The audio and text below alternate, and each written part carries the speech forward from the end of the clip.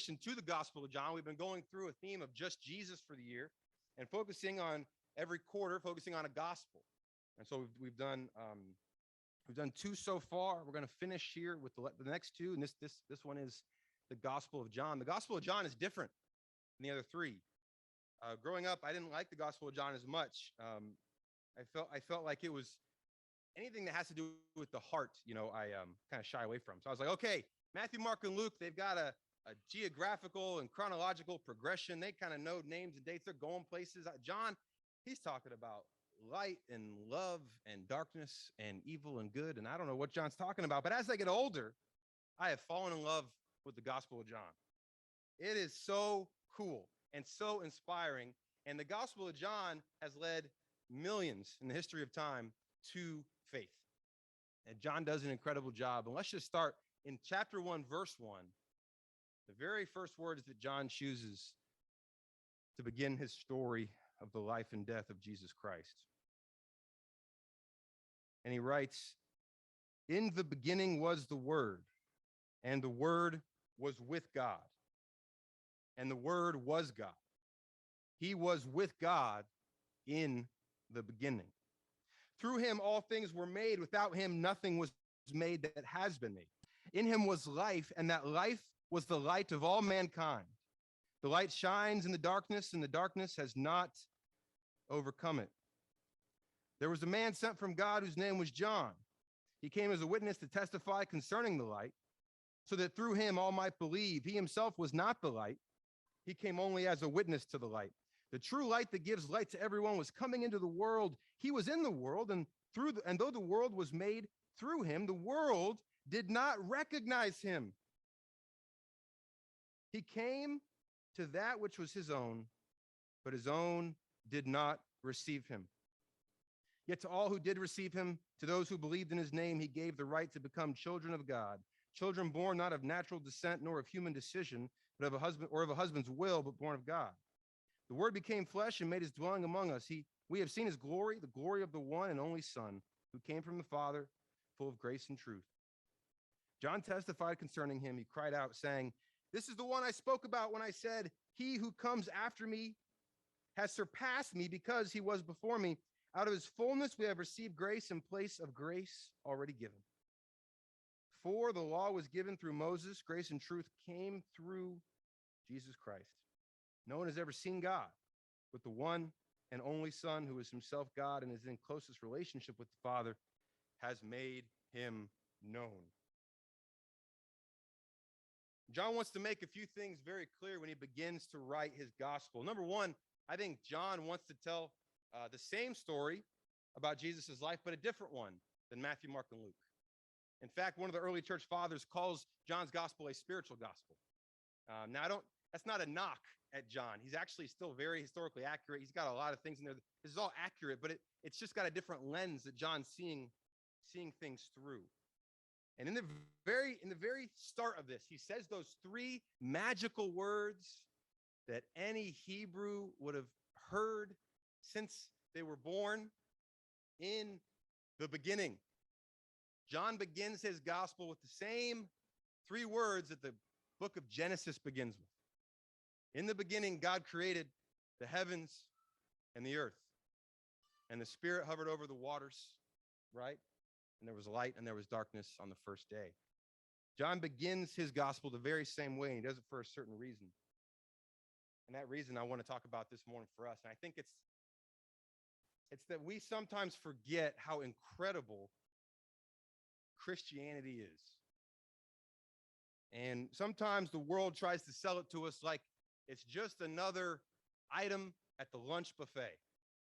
That you can have Buddhism if you want, you can have Islam, you can have agnosticism, you can have atheism, you can have politics, or you can be a Christian. But sometimes the Christian part of the menus, or part of the buffet, is kind of in the corner. They don't really like to. The world is not increasingly becoming warm toward Christians. In fact, it's the opposite. It's increasingly becoming cold toward Christianity. But there's something amazing that's happening here. It reminds me of, actually, it's really kind of funny. When you have a kid, all of your sermon illustrations become children's movies. It's a lot like what happens in Coco Melon. In Coco Melon, there's a dad and a mom, and man, it reminds me of Jesus. No, I'm just kidding. But so get ready. Next couple of years, that's what's going to happen. But in the movie, written in 1940, right, by an Italian, the story of Pinocchio. Pinocchio is actually this amazing story about what happens, I think, to us, and what John is kind of directly hitting at here in this verse, which is that Pinocchio is created. He's created by his creator. He's given Geppetto's creator wishes, right, that he has a real boy. Pinocchio becomes a real boy. And what does Pinocchio do? He does the same thing that we do. He begins to kind of assert his independence.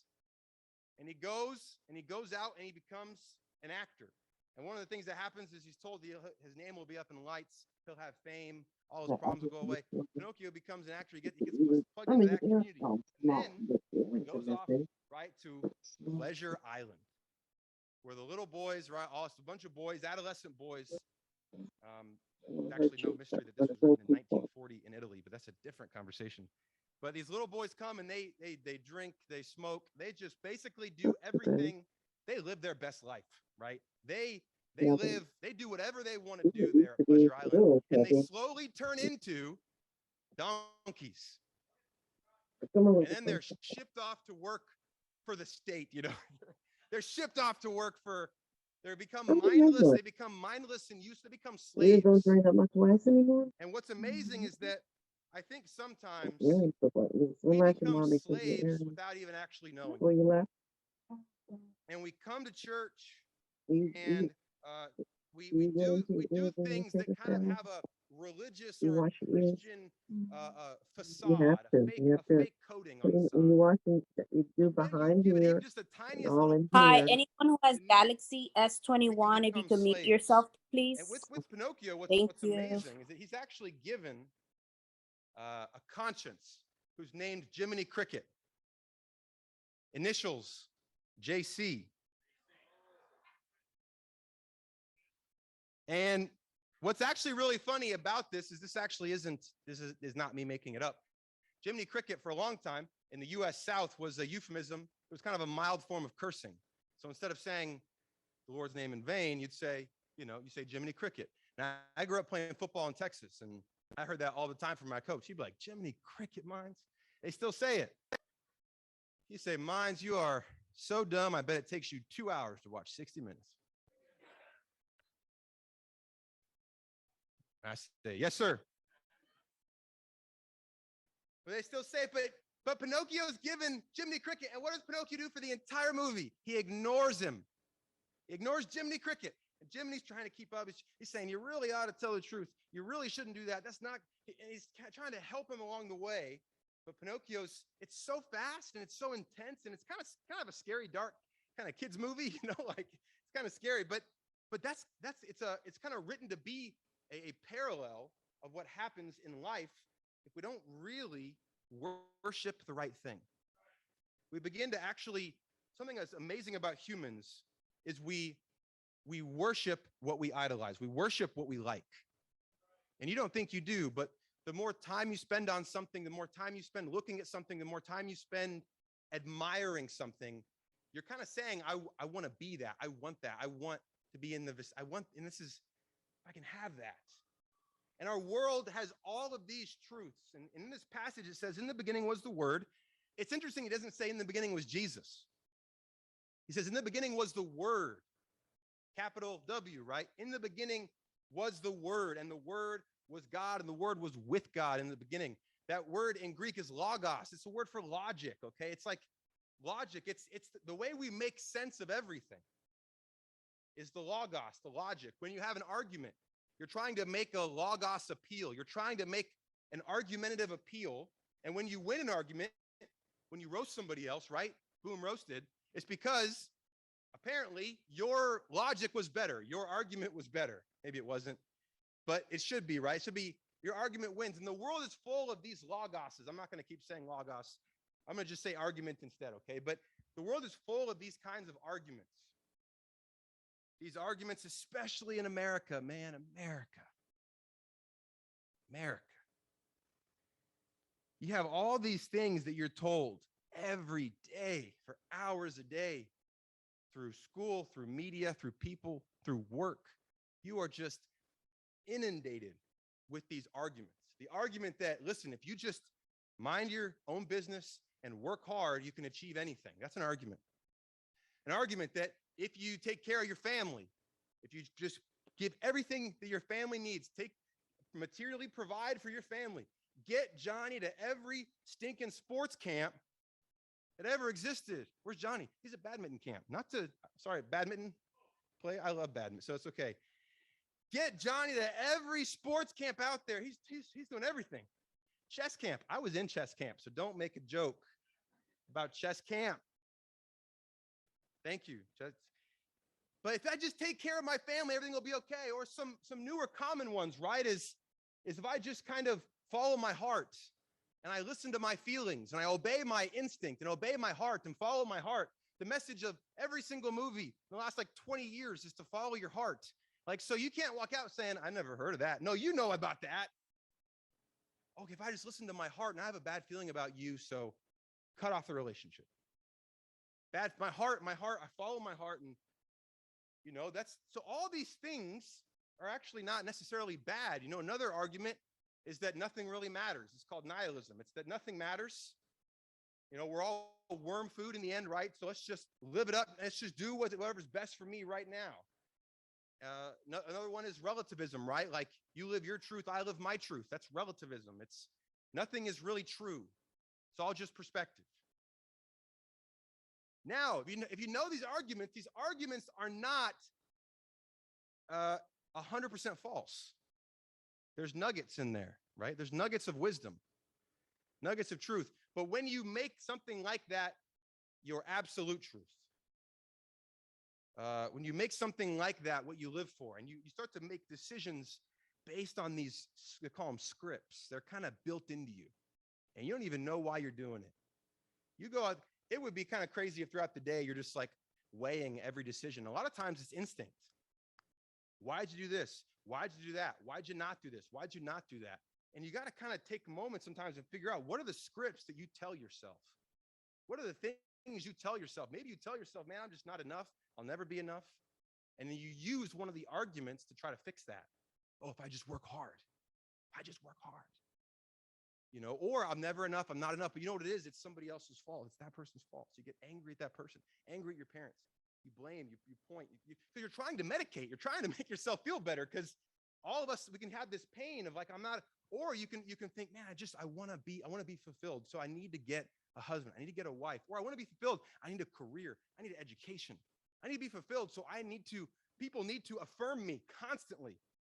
If I'm not affirmed a lot, I run away, I hide, I close my door. People don't love me. We need constant affirmation. And so what do? Okay, I need to post again to get more likes. I need to do something even. I need to change how I dress. I need to change how I act. I need to do all these things just so people will like me. And this is how we live. And this is not just the world. This is religion too. Islam does the same thing. If you live this way, man, heaven's going to be incredible. It's all going to be worth it after you die. Buddhism does the same thing. You're going to find inner peace if you can just put those things out of your mind. All these things kind of offer the same thing. But you know what is incredible about Jesus Christ is that God does not give us in Christianity the perfect argument. He gives us the perfect person.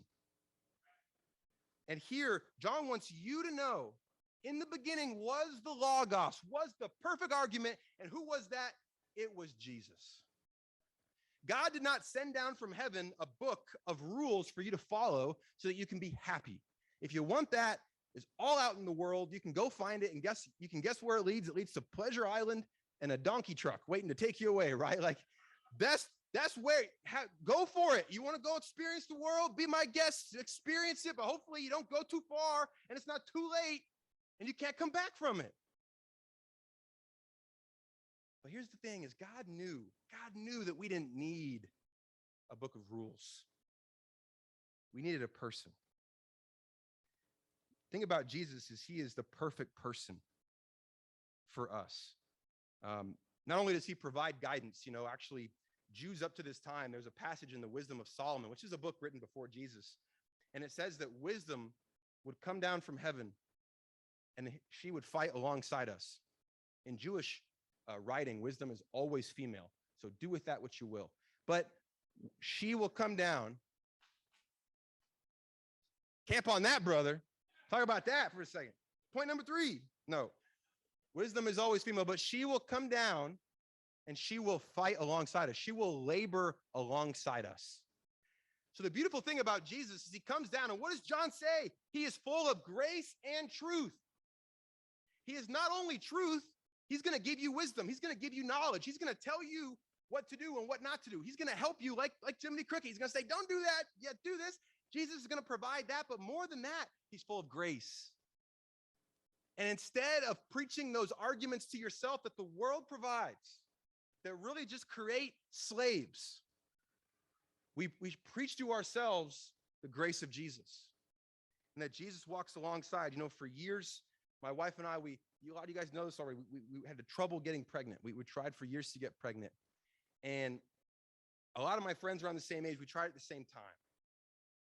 And I was thinking at least one of them will probably have trouble, and then they can really connect with me, you know, but they all just got pregnant right away. And it took us years and years and years in the midst of leading the church alone, only ones on staff there. And it was just difficult. Felt alone a ton, felt discouraged a ton. And I just felt like, man, what are we doing wrong? And I began to blame, okay, maybe my job's stressful. Maybe if we had a different situation, maybe if we start to maybe I'm messing up, maybe, and then you start to, okay, what's my wife feeling? And all these things, what do people think of me? And all these things we were in a church of 80 people, 50 of which were young families. Every Sunday and Wednesday, I was surrounded. Children were falling from me. It was like, the church was babies, okay? It was just children. I'm just looking at it. I'm like, there's just children everywhere. And I would talk to people. You know how you talk to people and they try. But if you haven't gone through something, you kind of just go, hey, it'll work out. And I'm sure it's fine. Or, maybe you should change your diet. And they just make up stuff, right? I don't know what they're saying. It's like, I don't know. Have you thought about, thank you. That's probably it. Thank you. Yes. I appreciate that. But then you find that one person, don't you? And they go, we went through that. And before they can say anything else, your heart just melts. And I remember a brother telling me that, and I just went, I know, isn't it frustrating with this and this and this, so difficult, and nobody understands. And I saw him feeling, he's like, we went through the same thing. There's something beautiful about when someone's gone through something you've gone through. And they just get it. And there's an empathy, there's a compassion. You go, yes, that's what it is. That's what it feels like. There's something amazing about that. And we can look for that in each other, but that's kind of hit or miss in each other, isn't it? But you know who always has that is Jesus. You always have somebody that can say, I've been through that. I've been through it. He's tempted in every way. Study out Jesus's life, born to a single mother. Single mother is a very nice word on my part. That's not the word used in the Gospels. Jesus essentially born to a single mother. If Joseph's there, he leaves early. He's not around. For all intents and purposes, Jesus grows up impoverished with a single mom, and he's called Son of Mary throughout the entire Gospels. That's not a nice thing to say to somebody in the first century. Jesus works a blue-collar job. He does, he's single. He doesn't have a family. He's 30. He starts his ministry. There's so many incredible things about Jesus's life. You look at him and you study him out. And even when you don't study, you have those moments of prayer and those moments of time with him when you can just feel, okay, he gets it.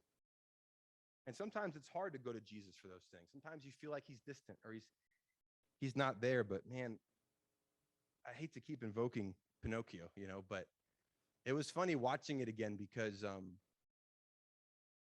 the whole time Pinocchio's having these conversations and Jiminy's like yelling at him, like right there.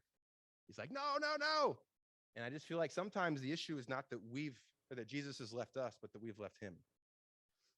And sometimes we expect that we can just come back to Jesus after pouring 12 hours of Netflix on our hearts, and just like, oh, now I'll just go connect with Jesus real quick.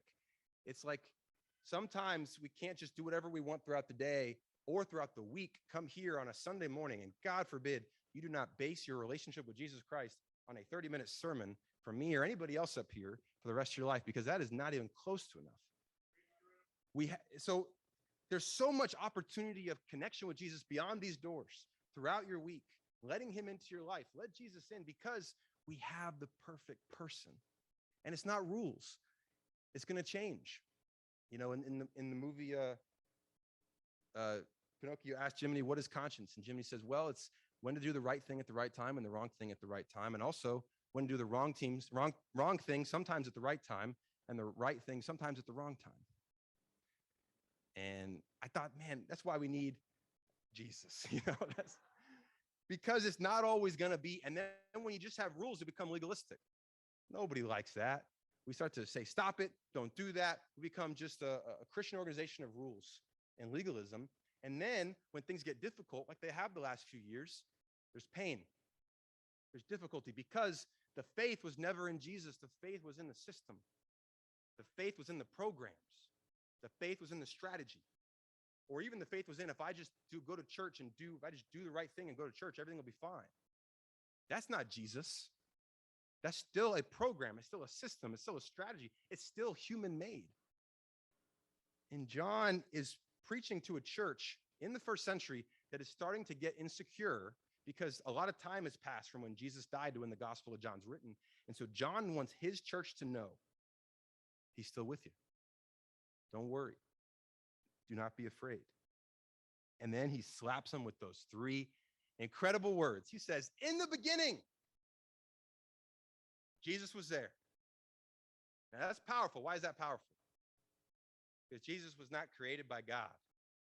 Jesus coexisted with God in the beginning. And he walks with you. The God who created day and night, light and darkness. The God who is beyond time, who has seen the Roman civilization rise and fall, who has seen incredible, amazing things happen before this earth was created, and he'll see it after. That God is Jesus. And Jesus is with you. You don't think, and I know a lot of people, we're coming out of COVID, the addiction numbers have skyrocketed. It is an epidemic even further than what it was before pre-COVID. You don't think that Jesus can help you with that? Jesus is not the problem. You got to let that power into your life. You got to let go of your pride and say, brother, pull someone aside today and say, I need help. Pull them in, let them in, give them permission to help you because they're not Jesus. So if they mess up, don't get mad at them. Don't make them Jesus. They'll help, but you let Jesus works through people. Jesus works through all circumstances. John says that nothing was made that has been made without Jesus. God is in everything. Christ is in everything. God can work through the scriptures, but also through all sorts of situations. I think, though, that we've closed ourselves off to it, to him. And sometimes we look back and we realize, and it's a scary place to look back and realize, man, I didn't realize how bad this got.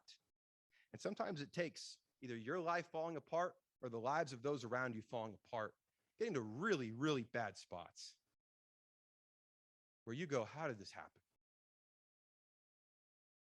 And you go, how? And guess what? It didn't happen overnight.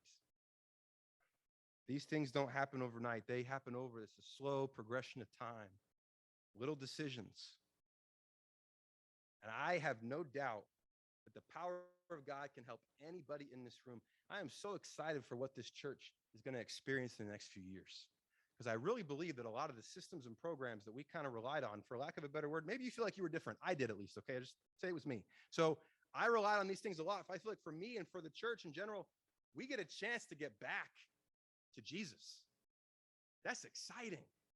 And we're going to keep some things and we're going to get rid of some things. We're going to reanalyze some things. We're going to talk about some things. We're going to respect the faith of those who have gone before, but we're not going to idolize it either. We're going to say this is a different generation, but we also want to learn from you, but we also need to know how to navigate this one. And it's a little bit different. And we get a chance to let Jesus be king. So that when the things go poorly and you don't get affirmed like you need to, guess who will affirm you? The one that matters. And you think, man, if I just really give my family everything they want, it'll be okay. No, give your family Jesus. Treat your family like Jesus. They may not, that's not a guarantee. Doesn't mean all your kids are going to grow up to be disciples. That is the providence of God. But you do your best. You give them Jesus. And he'll help you with those tough parenting decisions that every parent asks. Like, do you take your kid to sports or bring him to church? Talk to Jesus about that one and get back to me. I'm not going to tell you. Don't do that to me. Talk to Jesus. Let's talk about it. Let's have a conversation. All these things we want. We want purpose in life. We want adventure. We want authentic experiences. Hello? Are you kidding? It sits right here. I should say, rather, he sits right here at our heart and he knocks. Adventure, risk, doing things you would never do, letting people in. And then when it's all said and done, we can say, people will call you. You know how they do this? They go, man, I'm hearing what's happening in Capitol Rivers. What's your secret? And they'll want the secret. They'll want the silver bullet. They'll want the strategy. Everyone wants the strategy. We're going to base next year's conference on it, the Capitol Rivers strategy. And you know what you're going to say? You're going to say, man, I don't know. It was God. I can tell you what we did, but honestly, Jesus did it. I love that story that Kasha shared. That was Jesus, man. Jesus prepared that guy's heart, right? He gift wrapped it. And there's nothing more encouraging for our faith than to be inspired, but not because of ourselves, but because of something outside of ourselves. I want to close out with just a note. You know, one of the things that God does that is so incredible with Jesus is he puts Jesus into the world, right? There's a woman named Dorothy Sayers, and she wrote these detective novels. And in the detective novels was a character who was his name was Charles. And in like 3 or 4 or 5 of her stories, he's very lonely, he's single, and he kind of feels empty. And what readers noticed after a while is there was a new character who popped in, a new character who was about the same height and weight as the author and had the same job as the author. And the character marries Charles. And what people believe is that the author of the books felt like the only way to really love this guy who was lonely and discouraged and felt unfulfilled was to write herself into the story, to love him, the author to be there for him. And that's what God does with us. God in his flesh actually writes himself into mankind. He's not up in space watching. He writes himself into the story. You know, when the Russians went up into space, they famously said, we didn't see God up there. And C.S. Lewis wrote, that's dumb, because one, that'd be like Hamlet going into the attic looking for Shakespeare. Okay, he's not up there. Shakespeare wrote the book. Now, if Shakespeare wrote himself into the book, that would be the only way for the characters to truly know the author. We get a chance to know the author of the universe. And it's not even just wisdom on how to know things, how to do things. Sometimes your times with Jesus will just be two friends getting to know each other. And you'll laugh and people will say, what'd you learn? And I say, I don't know how to live this life any better, but I got to know Jesus. I got to laugh. I got to read the Bible. I got to pray and sing with them songs I haven't sang in years. And it was incredible. My heart was warmed, and I'm ready to take on the day. I want to close out with this hymn. It's called Abide With Me. It says, abide with me. Fast falls the eventide. The darkness deepens, Lord. Please with me abide. When other helpers fail and comforts flee, help of the helpless, oh, abide with me. Swift to its close ebbs out life's little day. Earth's joys grow dim. Its glories pass away. Change and decay, and all around I see. O thou who changes not, abide with me. I fear no foe, with thee at hand to bless. Ills have no weight and tears no bitterness. Where is death's sting? Where grave thy victory? I triumph still if thou abide with me. Let's pray.